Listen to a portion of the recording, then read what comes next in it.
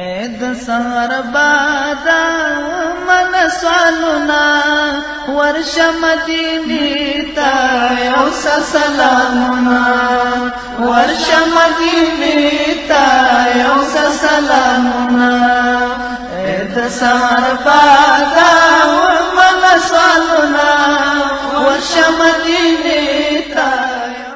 د قدر ور اوریدونکو ستاسو پام راړو د الحاج مولوي محمد یاسین فهیم صاحب د رسول الله صلی الله علیه وسلم د روزنې او تربیې و خپرونو ته په دې هیله چې په ژوند کې پوره ګټه ځینې حاصله کړي. پاک رسول الله ته ورشه مدینې ته پاک رسول الله ته ورشه مدینې ته پاک رسول الله. بسم الله الرحمن الرحيم.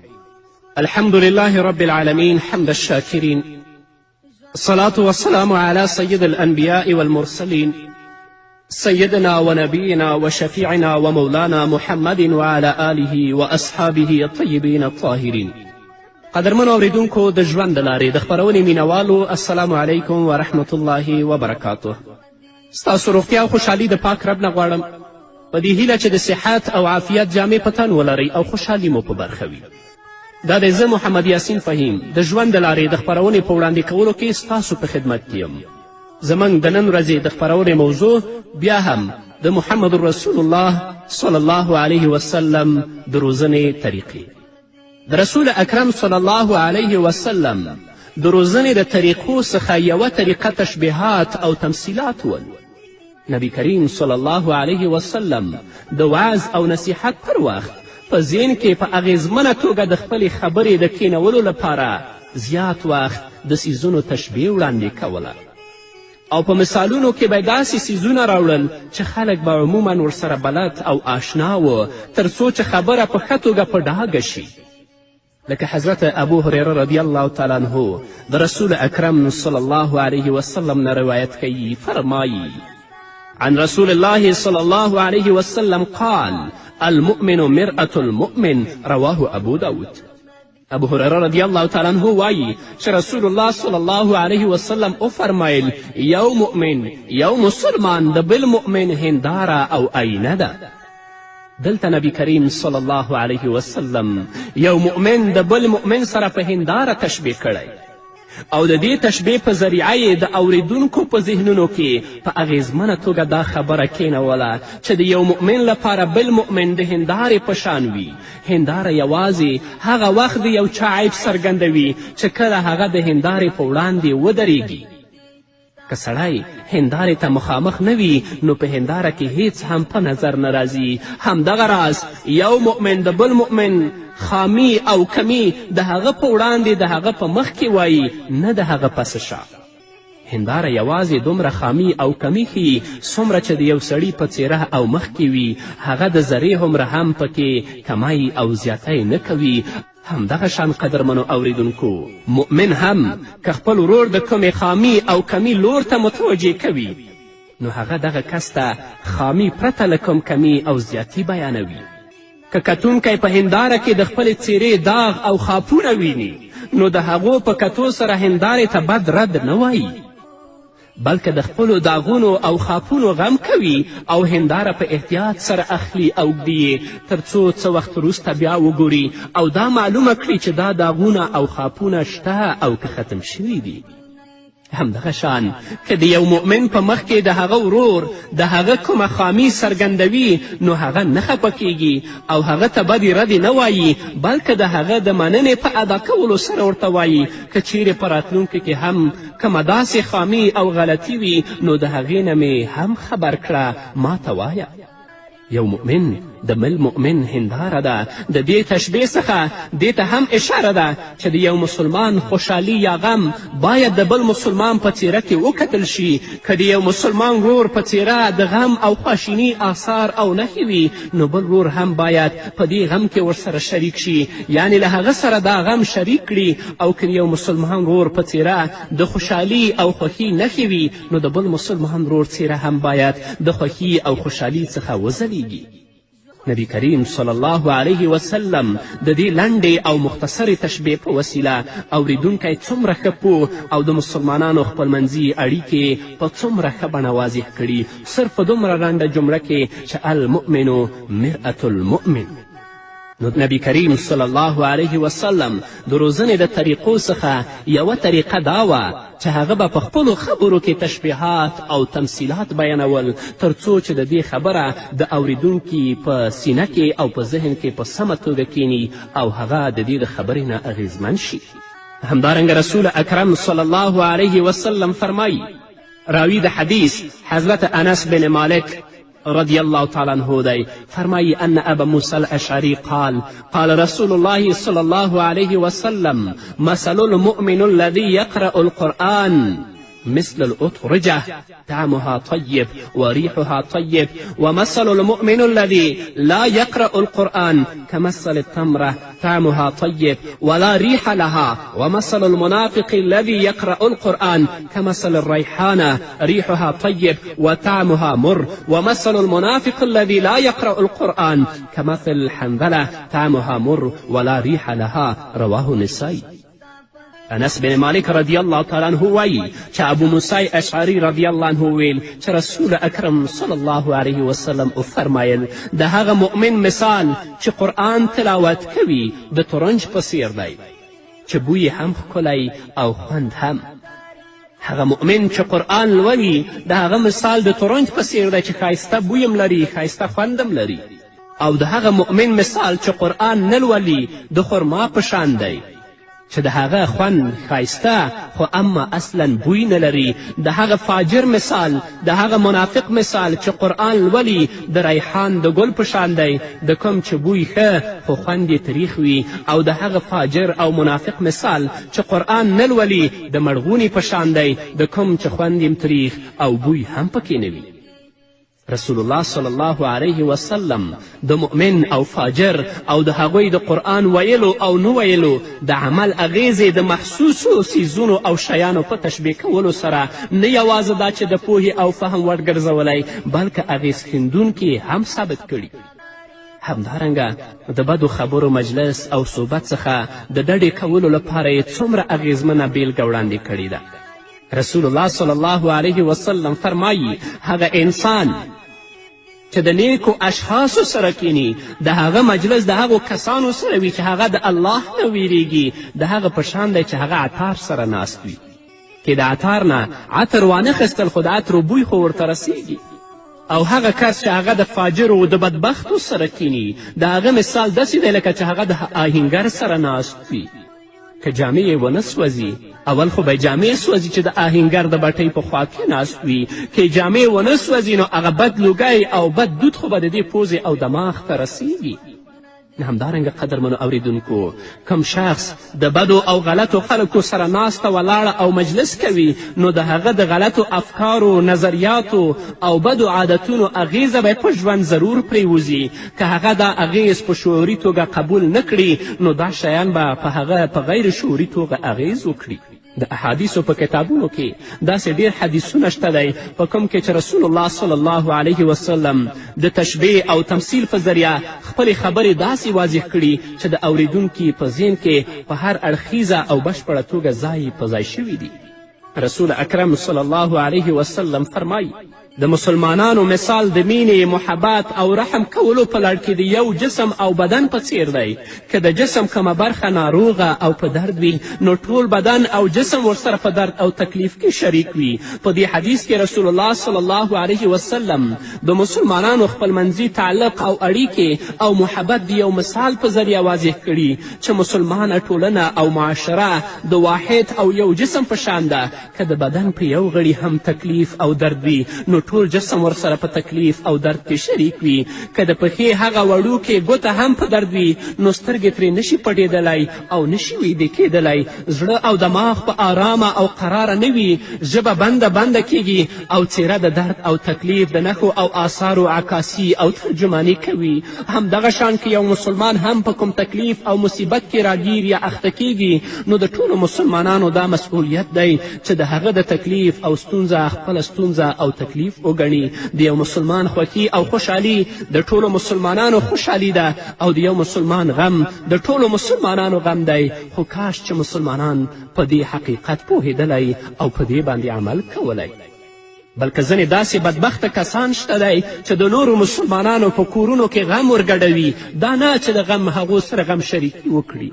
الله رب العزت دې موږ ته توفیق راکړي چې د رسول اکرم صلی الله علیه وسلم په ویناو باندې عمل وکړو او هغه په خپل ژوند کې عملي کړو.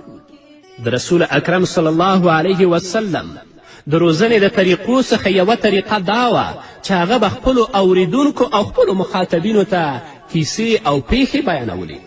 په ذهن او فکر جوړونه او رغونه کې د کیسو لوی لاس او رول وي. انسان چې د کیسې په شکل څه هم اوري نو د هغې څخه اغیزمن کیږي. لیدل شوي دي چې انسانان د کیسو په لوستلو سره ځینې وخت په خندا او ځینې وخت په ژړا شوي. دا پخپله د دې خبرې دلیل دی چې قیصه خپل یو ځانګړی اغیز لري او چې قیصه بیا ریښتینې او واقعي وي او ویونکی او اوریدونکی هم صادق امین او په رښتیاو مین وي، نو د قیصې اغیز او تاثیر به بیا څو چنده کیږي.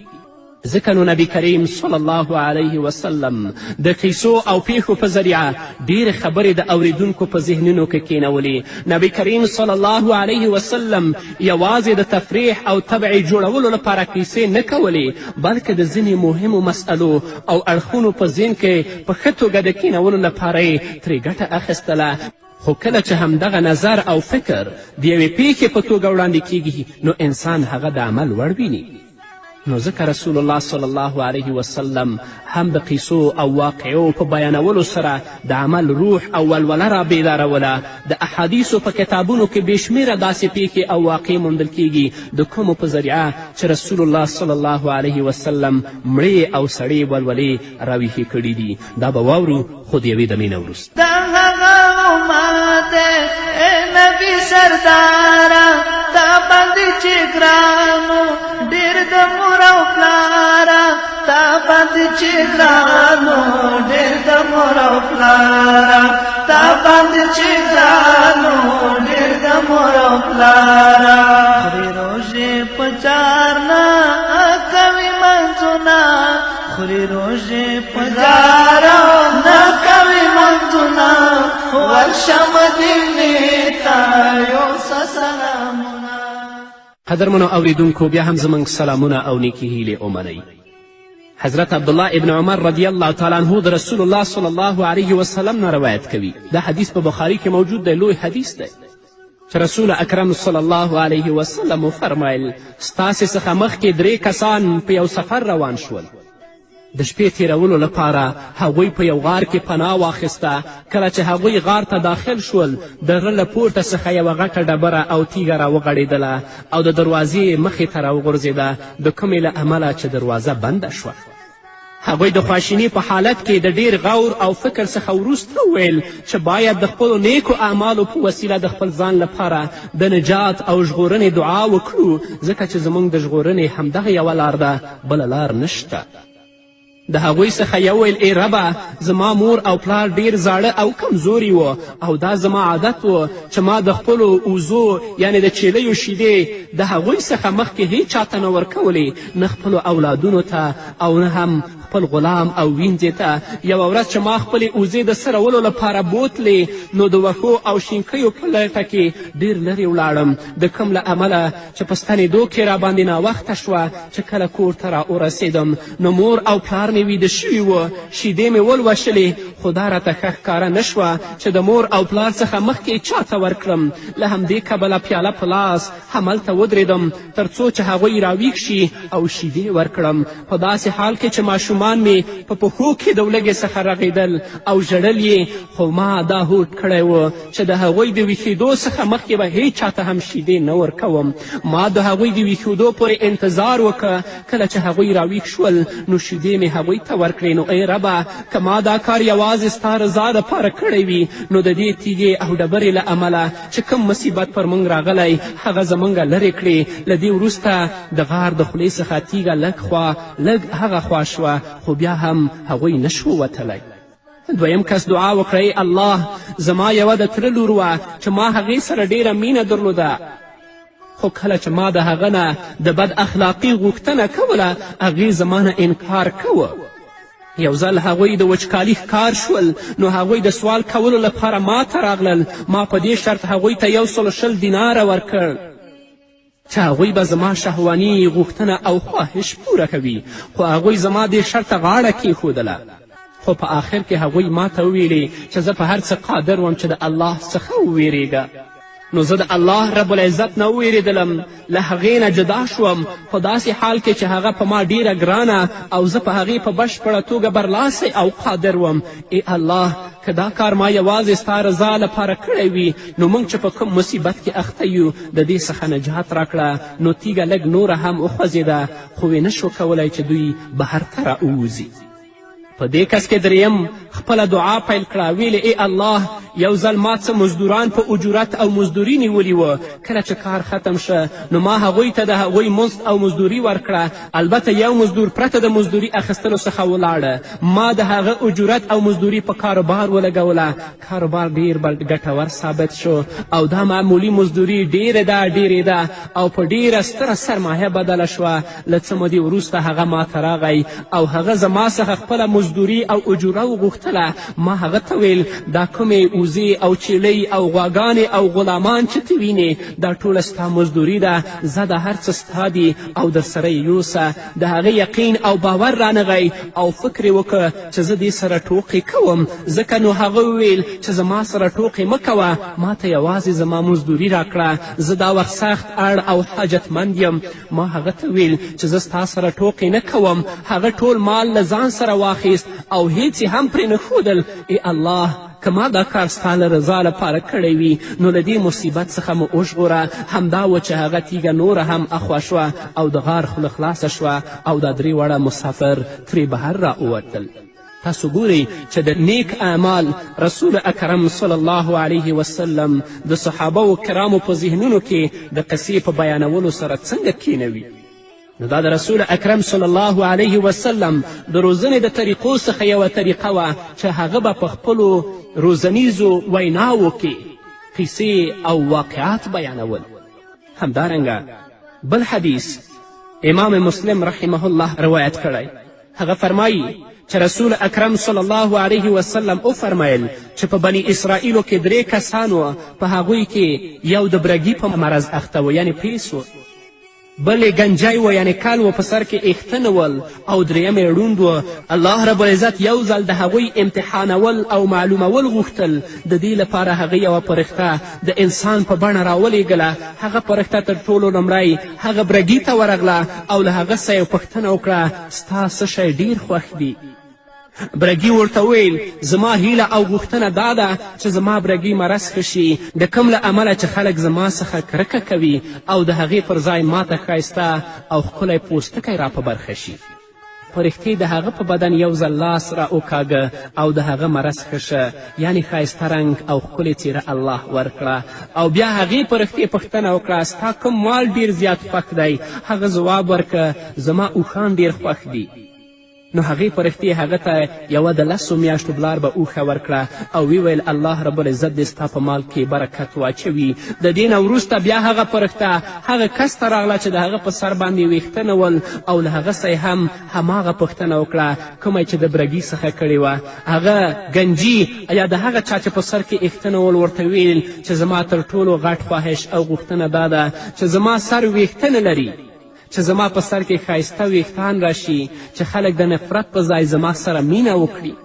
همدارنګه پرښتې د هغه پر لاس سر راوکاږه.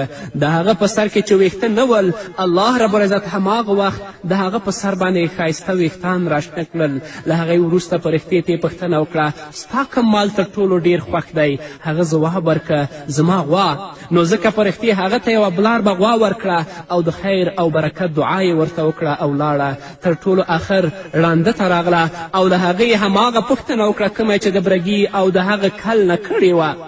ړوند نور څه په کار وي خو دوه سترګې نو ځکه هغه ورته ویل زما هیله او ارمان دی چې ما ته بینایي او لید را په برخه شي تر څو چې زه د دنیا ښکلاګانې ووینم په رښتې یو ځل د هغه په سترګو باندې لاس را کش که او هغه بینا شو بیا هغه په رښتې پوښتنه وکړه تا ته تر ټولو کومه مال ډېر خوښ دی هغه ورته ویل اوزه ځکه نو په رښتې هغه ته یوه خاصه اوزه ورکړه او هغه ته له دعا کولو وروسته بیرته ولاړه درې واړو ملګرو خوشحاله او آرامه ژوند تیروه الله رب العزت د هغوی په مال کې ښه برکت واچوه تر دې چې د درې واړو څارویو او مالونو څخه رمې جوړې شوې او د درې واړو په مال او دولت کې پراخوالی او ډیروالی راغی څو کاله وروسته د الله رب العزت په حکم هماغه پرښته په خپل اولني شکل او څیره کې راغله هغه تر ټولو وړاندې برګي ته ورغله او هغه ته ویل زه مسافر یم زما د لارې آزوقه ختمه شوې نو د هغه الله په نامه ما ته یو اوښ راکړه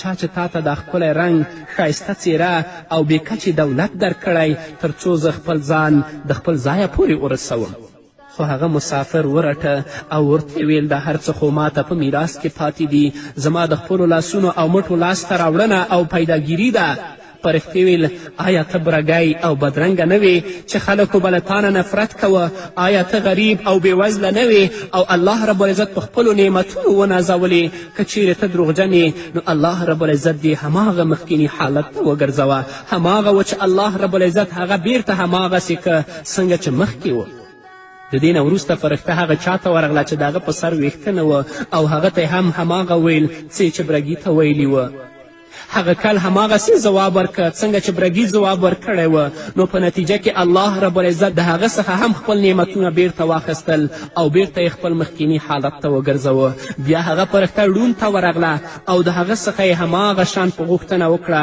ړوند په ځواب کې ورته ویل شکر د هغه الله چا چې زه بینا کړم او ماته مال او دولت راکه ته چې څومره غواړې در سره یې واخله دا هر څه خپل وګڼه که زه د خپل ورور په کار رانشم نور به نور د چا په کار راځم انشاءالله خدای به ما ته نور راکړي په ځواب کې هغې فرښتې ویل ما ته هیڅ هم نه دي په کار زه خو یوازې ستاسو درې واړو د امتحانولو او معلومولو لپاره راغلی وم ته په دې کې کامیاب شوې او ستا دواړه ملګري الله رب العزت بیرته هماغه پخواني او زوړ حالت ته وګرځول ځکه چې هغوی د الله رب العزت د شکر د ادا کولو پر ځای د هغه ذات احسانونه هیر کړل چا چې هغه ته نعمتونه ورکړي وه الله رب العزت دې ستا څخه خوشحاله او راضي وي او په مال کې دې برکت واچوي او بیا د دعا کولو څخه وروسته د هغه ځای ولاړه او هغه کس د خپل رب په دربار کې په سجده پرېوت او د خپل رب شکر یې په ځای کړ نو رسول اکرم صلی الله علیه وسلم به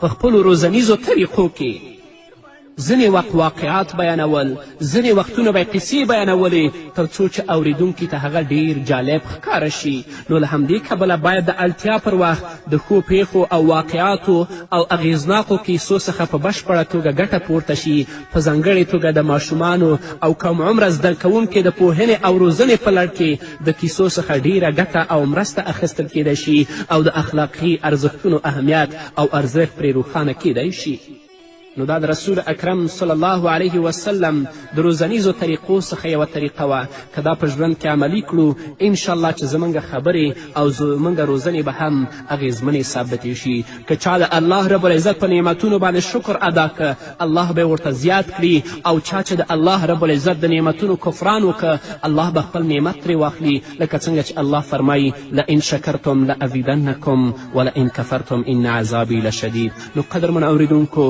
دا زموږ د نن ورځې خپرونه چې ستاسو درانه حضور ته وړاندې شوه تر بلې خپرونې پورې چې زه بیا هم ستاسو درانه حضور ته راځم تاسو ټول په پاک رب سپارم نو مسلمانان دي خوري حلال حرام جړې راوباسي بېخنه د اسلام جړې راوباسي بېخنه د اسلام جړې راوباسي بېخنه د اسلام ډېر شو ظالمانه تل کوي ظلمونه ورشه مدینې ته یو سلامونه ورشه مدینې ته یو سلامونه ډېر شو ظالمانه تل کوي ظلمونه ورشه مدینې ته یو سلامونه ورشه مدینې